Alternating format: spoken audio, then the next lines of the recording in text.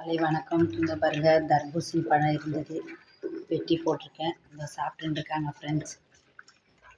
அந்த கம்புக்குள்ளே தலையை விட்டுருக்காங்கன்னு வருத்தப்படாதீங்க ஃப்ரெண்ட்ஸ், இது தப்பாக நினைக்காதீங்க. அப்போ தான் கீழே சிந்தாது. அப்படி இருந்தும் பாருங்கள், கீழே சிந்தி சாப்பிட்றாங்க பாருங்கள் தர்பூசணி பழத்தை. இந்த வெயிலுக்கு கொடுங்க ஃப்ரெண்ட்ஸ். எங்கன்னா பழக்கடையில் இந்த தர்பூசணி கம்மி விலையாக இருந்தால் பாவம் இவங்களுக்கும் வெட்டி போடுங்க. இந்த பாருங்கள், இந்த சார் சாப்பிட்டுன்னு இருக்காரு. இவருக்கு இன்னும் கால் சரியாகல. இந்த பாருங்கள், பழம் சாப்பிட்டுன்னு இருக்காங்க.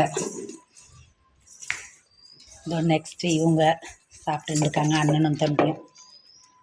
கொஞ்சம் தூரப்பாக தான் இருக்குது எங்கள் ஊரில். இருந்தாலும் தர்பூசணி உடம்புக்கு நல்லது தான் ஃப்ரெண்ட்ஸ். பழம் வாங்கின்னு வந்தார் என் வீட்டுக்காரு. கொஞ்சம் பழத்தை நாங்கள் எடுத்துகிட்டு கொஞ்சம் பழத்தை வெட்டி போட்டாச்சு. இதை மாதிரி பழக்கடையில், காய்கறி கடையிலெல்லாம் கொஞ்சம் காய்கறியோ கம்மி ரேட்டுக்கு பழங்கள் இருந்தாலும் வாங்கி போடுங்க ஃப்ரெண்ட்ஸ். ஆட்டுக்குட்டிங்களுக்கு உடம்புக்கு நல்லது தான். நம்மளால் முடிஞ்சதை நல்லது கொடுப்போம். இந்த சாப்பிட்றாங்க பாருங்கள், பையன் சாப்பிட்றாங்க பாருங்கள்,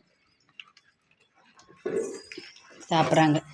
நல்லா இருக்குதான் தர்பூசணி. பாதி சாப்பிட்டுட்டு பாதி அவங்களுக்கு போட்டாச்சு.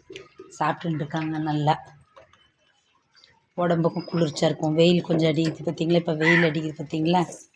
தர்பூசணி சாப்பிட்டுட்டு இருக்காங்க. இவங்க 2 பேரும் அண்ணனும் தம்பியும் சாப்பிட்டுட்டு இருக்காங்க.